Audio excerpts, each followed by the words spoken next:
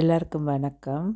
நாங்கள் இன்று burn Swiss பார்லிமெண்ட்டை பார்க்க போனோம். உள்ளே போனோம். அனுமதி இலவசம்தான். இந்த 3 சிலைகளும் யார் என்று சொன்னால் 1291 சுவிஸ் கூட்டமைப்பை உருவாக்கியவர்கள் என்று கருதப்படுகின்ற 3 பேரையும் அங்கே வைத்திருக்கிறார்கள். இதில் தெரிகிற இந்த கதவு அது திறக்கப்படாதாம். அது இது சுவிஸ் என்பது மக்களுடைய ஆட்சி, மக்கள் தான் இங்கே முதன்மைப்படுத்தப்படுவார்கள் என்பதற்கு அடையாளமாக இருக்கிறது. இங்கே எந்த ராணியோ ராஜாவோ அதிகாரியோ அவர்களுக்கெல்லாம் முக்கியத்துவம் இல்லை என்பதை காட்டுறது. இது சுவிஸ் கண்டோனுடைய அந்த கொடிகள் இருக்குது. ஒரு ஜூரான்றனுடைய அந்த கொடி இந்த படம் இல்லை, கொஞ்சம் தள்ளி வச்சுருக்குறாங்க. இது அந்த பார்லிமெண்ட்டில் இருக்கிற அந்த இருக்கைகளில் நாங்களும் அமர்ந்திருக்க முடியும். இருந்து போட்டோலாம் எடுத்த நாங்கள் 200 பேர் இருக்கிற இருக்கை இருந்தது, 46 பேர் இருக்கிற இதுவும் இருந்தது.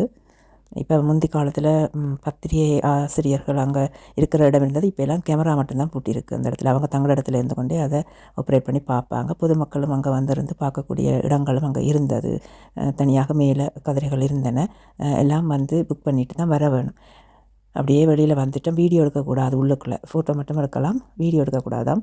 சரியான்ட்டு வந்துட்டோம். நல்லா தான் இருக்குது, பார்க்காதவங்க போய் பாருங்கள்.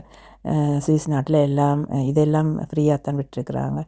மக்களின் ஆட்சி தான். நாங்கள் பார்லிமெண்ட் இத்தனை வருஷத்துக்கு பிறகு இப்போ தான் பார்க்க வந்த நாங்கள் உள்ளே போய் பார்த்துட்டோம். வீடியோ எடுக்க இல்லாதான் இப்போ ஃபோட்டோ மட்டும் தட்டி இருக்கிறோம். வந்துட்டோம் வெளியால். இப்போ இதான் அந்த பார்லிமெண்ட்டோட பின்பக்கம் தெரியுதா உங்களுக்கு? பார்லிமெண்ட்டோட பின்பக்கம் இது. அப்படியே பார்த்தீங்கன்னா அடுத்த பக்கமும் தெரியும். இது அப்படியே பார்த்தா ஸ்டார்ட் ஃபுல்லாக தெரியுது, அந்த ஆரே தெரியுது. இதுதான்